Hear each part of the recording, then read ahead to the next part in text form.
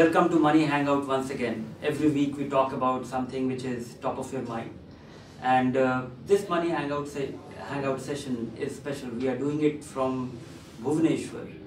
And with me is an old insider from mutual fund industry who started from long time ago.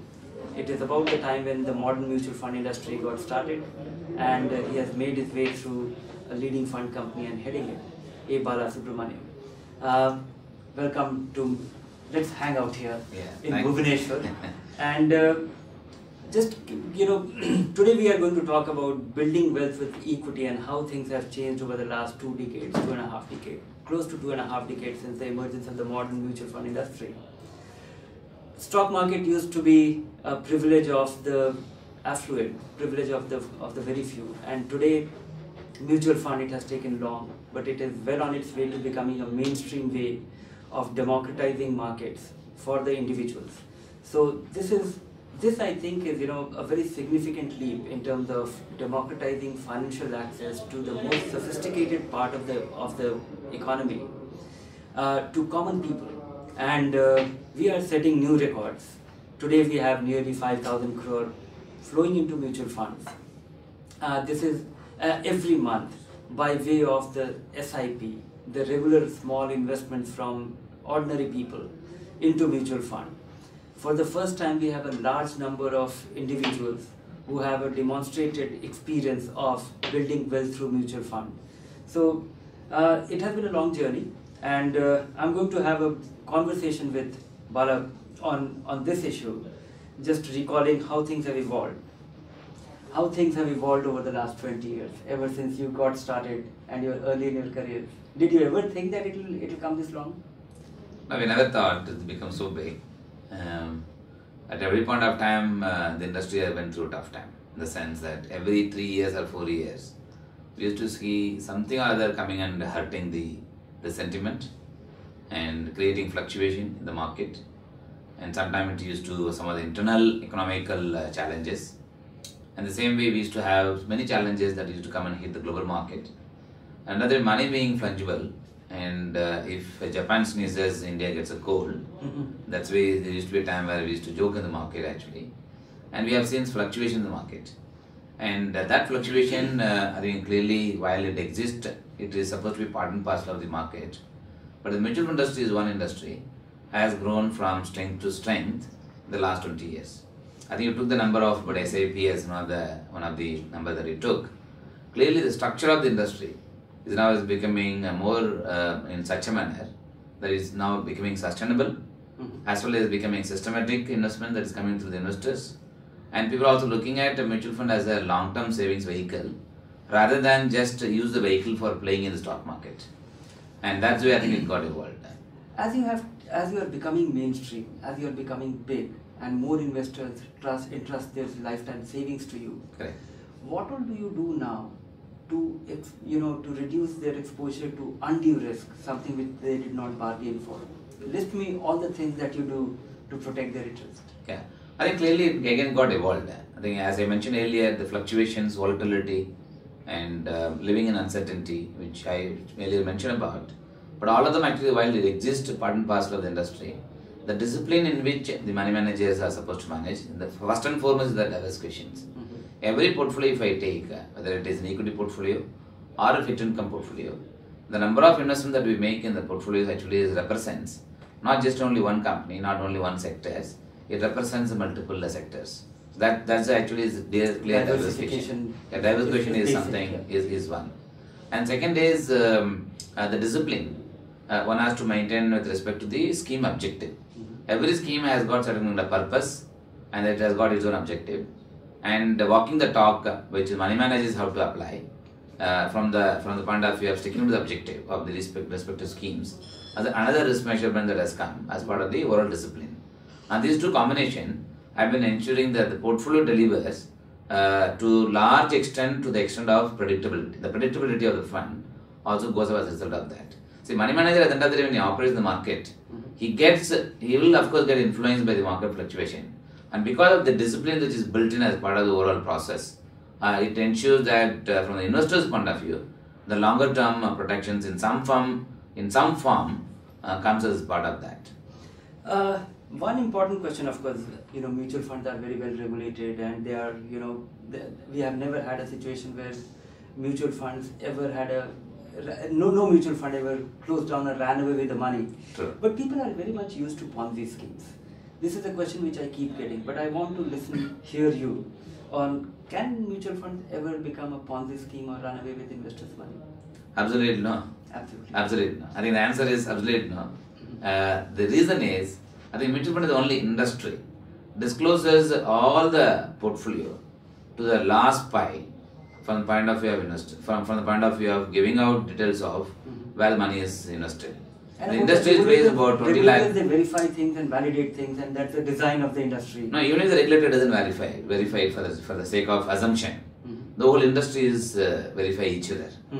And the market is so dynamic. People like you do your own analysis of how each of the money managers are doing. Therefore, the transparency levels are so high. From the investor's point of view, everything is disclosed to the last pie. The other thing which I want to just say it, 20 lakh crore what the industry is managing today, and Birla Mutual is managing about 2 lakh 47 crores currently. The entire 2 lakh 37 crores assets, how it has been built, you can see it across all the schemes. We can see each and every asset which make up this. Exactly. Yeah. If we do own say 2% of one of the stocks in the market, let us take example of TCS. You will see it. Yes, the mutual fund holders own 2% in the portfolio. The same way, we have lent money to somebody. We know actually whom we have lent. The biggest difference between the Ponzi scheme operator, as well as even the banks for that matter, where do you lend, where do you make an investment is not disclosed to the public at large. That is the responsibility of the management and the board of such kind of companies. But in the case of a mutual fund, every investment that we do, whether in the form of lending or in the form of owning a company to generate wealth for the investors, company shares, all of them actually disclosed in such a manner. The investors who put their money can see it in the beginning. Transparency brings in the biggest accountability. Exactly. One more thing, net asset value, which is calculated every day, which also brings in a great accountability. What is the possibility of NAV, which is actually the basis, which is the price of a mutual fund, because that is on which investors buy and sell. How that is the money which investors put their money at or take their money out. Correct. What is the possibility of that being wrong or not being very close to the most realistic value? I think very remote again. Going wrong is extremely remote. The way checks and balance also has been put by the industry. If the market goes up by say 1% and your NAV goes up by say 3%, that means you have certain extra gain that you are getting out of from unique stock that you may have or unique security that you may have in your portfolio. The same way the NAV is actually going up by 1% because of the market is going up by 1%, whereas your portfolio yields have gone down by say 2%. That means something is wrong. The checks and mechanism that has been put in place while calculating the NAV by the industry players, I think it clearly takes care of any such kind of fluctuations. Second is the mutual fund is one industry. Again, I am coming back to the 20 lakh crore which I mentioned. The 20 lakh crore today is valued to large extent through the realizable value in the market. And you take the market price that is available in the public domain. Yeah. And the same way for fixed income securities, all of us manage a large pool of fixed income securities, and that the price of the fixed income securities directly linked to the interest rate movement. If the interest rates go up, your portfolio value has to go down. If the interest rates go down, your portfolio value has to go up. Is there any public domain in which you are getting the price? No. So the industry actually through the best practice guidelines under the AMFI as an umbrella, as well as under the guidance of SEBI as a regulator, they have actually evolved a system of valuation of securities, which I think is true representative of the market price. But at the end of the day, one has to always remember, any prices you take is actually subject to certain assumption on the volume. If the volume is not there, therefore the price is not realizable, but still is something so the NAV capture. These are all exceptional conditions. Very often. Correct. I would like to ask one more concerning, because this is a special opportunity when I am getting to hear from a horse's mouth, which is you run, going by the numbers that you are saying, you are over 10% of the mutual fund industry, so you are a very sizable player. What are the kind of issues which investors complain about and how do you redress it? Which is the most popular complaint? See, I think interestingly, I keep doing the analysis. See, the compliance is not so much on the return. The compliance is more on the service side, and What maybe kind of ease service? of transactions. Now, if you want some kind of account statement, No, I can give you 5 complaints right now.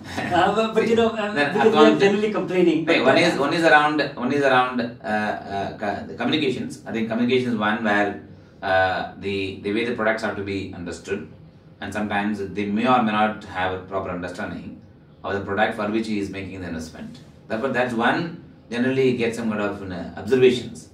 And second, complaints are largely around transmissions, and there is a transmission which has to happen. There is the first holders died, and they have to move on to the nominated person, and so on and so forth.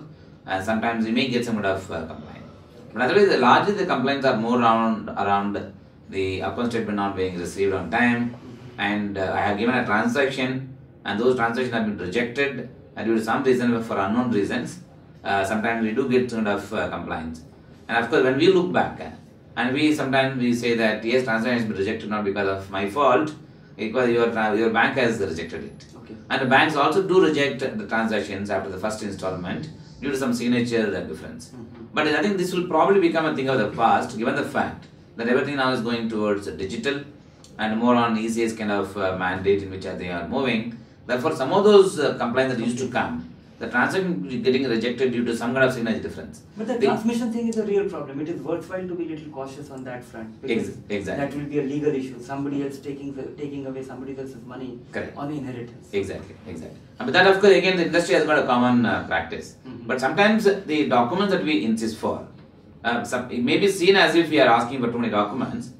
We also make the investors understand. Sometimes the documents being taken to the being asked for in full, it's the interest of him as well. So that's why we always say that sometimes the documents being asked, especially in the transmission cases, it's better to protect actually the beneficiary in a manner that tomorrow he doesn't have any problem by way of claim coming from other his relatives and so on and so forth.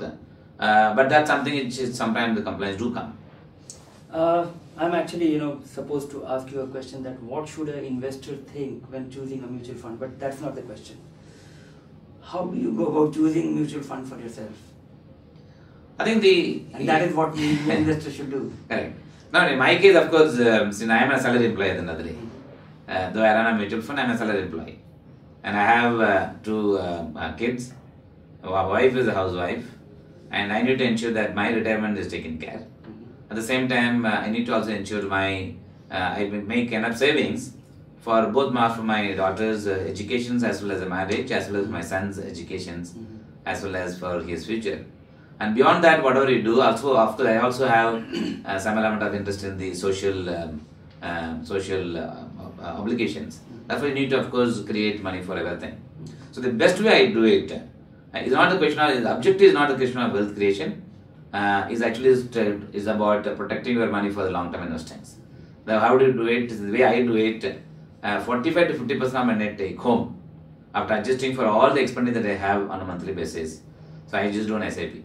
Okay. And those SIPs, many times people do ask questions about large cap and mid cap and small cap. I don't bother about anything. I just have some allocation to a large cap out of the monthly automated SIP. Sometimes it goes up to even 60% of my net take home. I put in SIP, and knowing very well that I don't need this money now, but I need this money for later. 5 years, 10 years, 15 years Correct. later. So because the money is being, I need this money after say 10 years later, the large proportion of the money I put it only in equity. Okay. And then in equity, when I put across market cap. Including smaller market cap, I have large exposure. Given the fact that money is for 10 years. I don't bother about that, is it the right time to invest in mid cap or large cap. So that's the principle in which I apply. At the same time, you also need some portion of the money for fixed income. So a little bit of money I also put in fixed income. But for individually, personally, of course, people do ask me, Bala, why do you do that? You can put it in fixed income schemes and forget about it. But I am you also have been a fixed income person. Correct. But I have done actually voluntary PF out of some of my position, because Government of India also permits I used to have a VPF, voluntary PF. So I have also increased my allocation towards that. That is your fixed income. That's my fixed income allocation. That I am using it for my retirement. And some portion of the money, I do have investments in MAP kind of schemes, which are just going for a pure fixed income. Go for a hybrid fixed income. And that can give me... because those fixed income are also long-term fixed income. Long-term fixed income. So that's why I have now planned it. As a result of that, I don't look at my value of my investment every day, every month. I look at the value of the investment only at the time of me filing my return at the end of the year. Which is in the month of July, I'll actually run the statement for the full year. And then at the time of filing the return, I just look at what is the cost of my investment and what is the value of the investment. If I not redeemed anything, then I don't need to even calculate my capital gain at all. So I hardly calculate my capital gain or capital loss every year. And I don't do any trades in the account. Transactions. Correct. Okay. Correct. So you are a invest and sleep investor. Exactly. And market, I think, always gives you reward. Only if your money is put to sleep and look at it only when you need it. No, you invest and do go to sleep. Okay, coming to another thing, you have early in your life, you were sitting in front of, market terminal, looking at prices every moment. Now you all have a smartphone. And now you have something called Birla Active. Active account. Birla Sun Life's active account. How actively are you using it? I use it personally, and I use it from multiple angles. One, whenever I have money in my savings account, and I do keep some bit of amount for my withdrawals, every month withdrawals, I need that money. Therefore, you don't need your secretary's help and take your... No, I don't do that. I just do it on my own. All your investments are there? Yeah, that's right. So I just go to the Active Account app and do a single swipe. And you have been able to map all your folios in your active No, you need only one folio in that. Okay. So it's actually Active Account. What is an Active Account? Active Account is nothing but it's an application. It's a mobile application which will enable you to transfer the money from your savings account to the liquid fund account. From the liquid fund account back to your savings account. The reason why you have kept Active Account app only for serving the needs of moving from savings to liquid. From a customer point of view, he has to have ease of transactions. He should focus only on one fund, and at the same time, the purpose for which is coming is for just putting the money temporarily for a better use, and then redeem it whenever he wants it back. Therefore, it's a savings account of a bank, which is a liquid fund in which you are given this Active Account app. The way I do it when I have money in my savings account, but that money cannot be blocked for more than even 1 month. I just go and put the money in liquid fund and leave it at that. The other way I have tried, personally I have tried, for example, I am traveling in Bhubaneswar today, and earlier I have been to Trichy while on the highway traveling. I just go to my app and then say it is working on the highway. Sometimes I am overseas, I'll just check whether it's working actually when I am overseas. Okay. And it works beautifully. So that's why we created the platform. Anywhere in the country, when you suddenly realize that you have some money in your savings account, when you receive an SMS from your bank that you have so much of money lying in your savings account, that's the balance they give you, the first thing what can occur to your mind, just use an Active Account and transfer the money into the liquid fund. Make your money earn a little better. So liquid fund in general, it actually the return is tied to more or less to the repo rate. Yeah. Repo rate is anywhere around 6%, and savings account gives you anywhere around 3.5% to 4%. The extra 2% return that you generate can definitely help you take care of your hotel expenses, monthly electricity bills and so on. Any small amount that you add to your return does help you and save somewhere on your expenditure. Making your idle money work harder. That's right. So now let's take some questions which our viewers have sent to us for today. Sure. Thank you so much for that insightful conversation, Bala and Dhiren. Our first question for today comes from Om Prakash.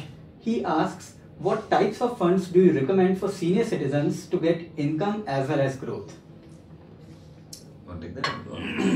I'll take it because I've dealt with such questions more than you. But as you were saying that senior citizens have a big challenge at hand, which is interest rates are coming down. They have not been used to market-linked investments, so they have to get used to. They need to really bring in an element of a component in their investment, which will help them protect the worth of their investment. So embrace equity a little bit. or more depending on your need for income. So if you have only 20 lakh rupees and all the income that you generate from it, you will consume. You run the risk of not having enough income from that investment 5 years later, 10 years later, because inflation will require that even a slower pace of inflation will require that you have higher income over time. And the only way to have that is to have a component of equity which will help you beat inflation. So depending on your scale requirement of income, bring in a component, and you can achieve this with simplicity, as what you are doing with what you are doing with your MIP, the growth options of MIP, and a systematic withdrawal plan from that. If your need for income is little less, maybe a higher allocation. If you have a sizable investment and a very small part of that is to be derived as income, then maybe a balanced fund. But make sure that when you are actually going high on equity, make sure that you and that is the portfolio which will be able to beat inflation, and you will be able to provide you inflation adjusted income over time. But the problem is that if you have a high withdrawal rate, and markets are very volatile, you have to make sure that you are not exceeding your annual withdrawal rate is not exceeding 5%. This is one of the thumb rule that maybe senior citizen can also apply, which we discovered as part of our study. So I just took the example of 3 of our funds. I took the example of medium-term plan, dynamic bond fund, and also even liquid fund. And then I've assumed that in all the 3 funds, I withdraw certain percentage of my value every month. I withdraw from that as if I'm getting interest payment. Okay. So I assumed 8% withdrawal. I assumed 7% withdrawal. I also assumed 9% withdrawal. And wherever I received 9% withdrawal I have done, definitely at the end of the period of say 5 years, 10 years, you do have value which is little lower than what you would have put money. Yeah. But despite that, you have received your 9% return every month in terms of withdrawal. Then we came to a conclusion that withdrawal should be dynamic, keeping in mind the fixed deposit rate that you are getting. So today, if you go to the bank, banks give you say 7% fixed deposit, and that's what you will get wherever you go. So it essentially means it gives an indication that you cannot withdraw say 10%. It has to be 7 plus something. The moment you withdraw unreasonably high amount, just because you want 11%. So and therefore you are into your capital. That's it. It will eat into the capital. I think if we apply that principle from a senior citizen point of view, I think mutual fund can play a very big role in meeting their needs. Yeah, but optimizing return is their goal. So, without the equity component, it is very difficult for them to actually optimize their return. True. And it is very hard for them to assume the equity risk. True. Because they have not invested. So it can be done only in a calibrated way. Exactly. So let's take another question. Next up, Dr. Upadhyay says that he used to split his savings amongst his family to lower the tax burden. He wants to know, should he continue to do so just in case equity mutual funds become taxable again? I think he has to worry if they ever become taxable, and I don't think one should be doing this. And it can be done anytime. Whenever it becomes, then he can definitely split. But even if it is split, and if at all equity investment become taxable, then even on a split basis, they'll be liable for taxes. I don't think they will come with a ceiling, of course, unless it is spread over a large number of people and everybody gets under the threshold, because the return from equity will always be capital in the form of a capital gain. It will not be an income. True. And if there are a lot of people in the family where the threshold income is lower than that, I think one has to be a little more compliant in nature. One also should be a little more systematic. And right now there is no need to split it, and given that the return from equity is completely tax-free if you hold it for 1 year, keep it simple. If there be a need to plan your investments in a manner, if equity becomes taxable, see it then. Yeah. The other way, I think that from a tax angle, if you take the fixed deposit where large pool of investment is made, and people do assume that my tax liability is not there in that, even if you gave 15H forms, but then there is a limit of tax liability which they have to incur. Yes. Whereas the same investment in any name in which you invest from the family point of view, as you rightly mentioned about an equity after 1 year is a tax free, and the same way on fixed income is the only investment that we can adjust against the inflation. Yes. Beyond 3 years. So therefore, if you hold the investment beyond 3 years, you do get better tax adjusted efficient returns. Therefore, you don't need to actually do too many tax planning as long as you put your investment for long term. Yes. Moving on, Yash asks, what is the difference between a duration fund and an accrual fund, and how to make out one from another? I think interestingly, it got evolved in the last many number of years. See, duration is something. It's representative of the underlying fixed income portfolio, the period in which the investment has been made. Just give an example of if I invest in a 3-year bond, and a 3-year bond has got two components to it. One is the interest component, which of course is coming to me on an everyday basis, which is called an accrual. And second, of course, is actually on the basis of interest rate fluctuation due to the inflation is going up or going down, and Reserve Bank of India is actually taking monetary action, and because the interest rate goes up and down, so that actually leads to an increase in price or decrease in the prices. That creates volatility. So whenever such kind of volatility is there, duration, if we have, it gives you some sense of what is the likely movement in the portfolio, which is the duration multiplied by the yield movement. It gives you a sense of what is the potential impact on the portfolio value. Whereas accrual is something where the portfolio manager invests in securities which in such a manner it does not create too much of pressure on the portfolio, because your interest component that is coming to the portfolio is pretty large, therefore you are not able to actually not seeing actually much of volatility. But the fact of the matter is, whether it is accrual fund or duration fund, and every fund has got a duration. So I think we have to accept the fact that every fund has a duration, which is not something different from fund to fund, for one fund to other fund.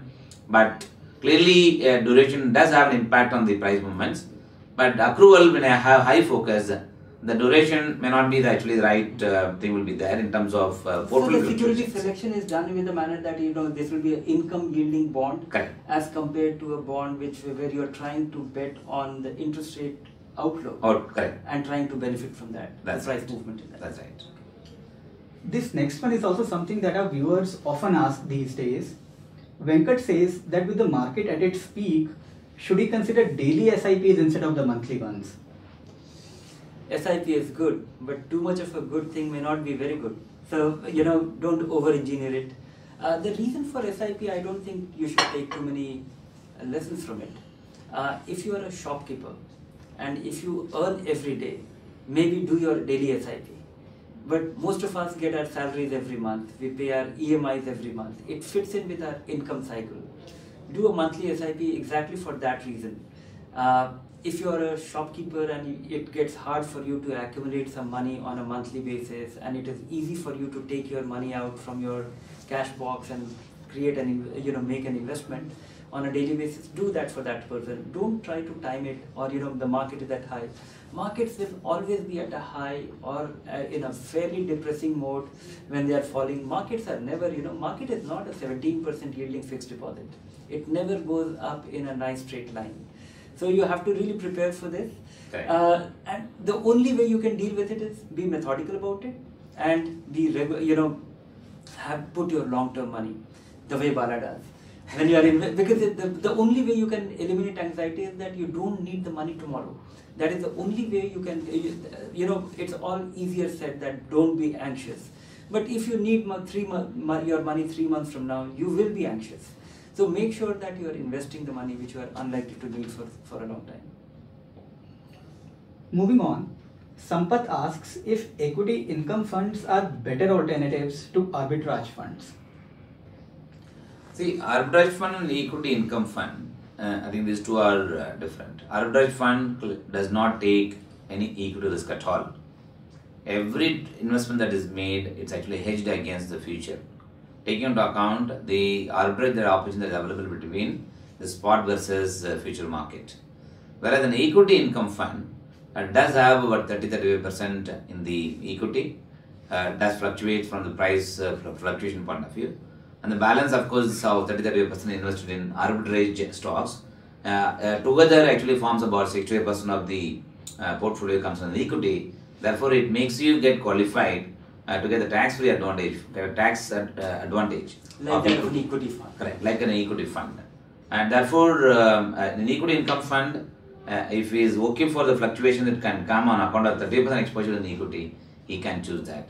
Otherwise, if he is completely safe investor and doesn't care about, doesn't want to care about the market fluctuation, and is happy with whatever return that he gets in the like a fixed income fund, then arbitrage is the one which he has to stick to. Yeah. We'll take one last question for today's session. Ranjit asks, how much should he save to send his child abroad for higher studies, and where should he be investing? We are not the best person to answer this, and he will also not get an answer to this till he realizes that what his child is wanting to do.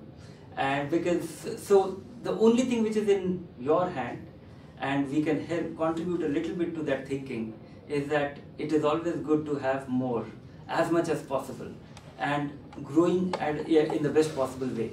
So the only guideline which I would like to say, err on the side of caution, which means that if your child is very young and if you still have 10-15 years to go for his education, save as much as you can and put all of it in equity.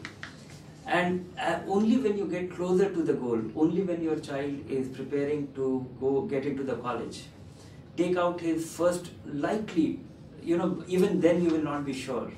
I can tell you from my own experience that you can never be sure what your child wants or wants to go for that education, because they form their own opinion and the options are just too many. So all you can do is, but you be little cautious only when you are getting closer to the goal. So 3-4 years down the, closer to when you get close to 3-4 years to his education, maybe take out 25% of the money and put it in fixed income. So the first year fee will be taken care of. Likewise, work on it methodically, have as much as you can, put as much in equity. If it's a long period, get closer to the goal, move steadily into fixed income. Thank you, Bala and Dhiren. Any closing remarks? Yes, it's quite good to be in Bhubaneswar and see the whole evolution. I have known Bala for a long period, but this 5,000 crore, the mainstreaming of mutual fund, it has taken long, but I don't know what, how, it's still early days. We are celebrating, but I think it's too small amount coming into mutual fund where the relevance and the context, the how useful it is for such a large population. It looks tiny. It looks very small, though we have every reason to be fairly happy about the scale which has taken so long to build. I think you referred 5,000 crores is the 5,000 crores SIP per month. Yeah, 5,000 crore SIP per month. Because that to my mind is one thing which is touching many lives. And that is what mutual funds were created for. Correct.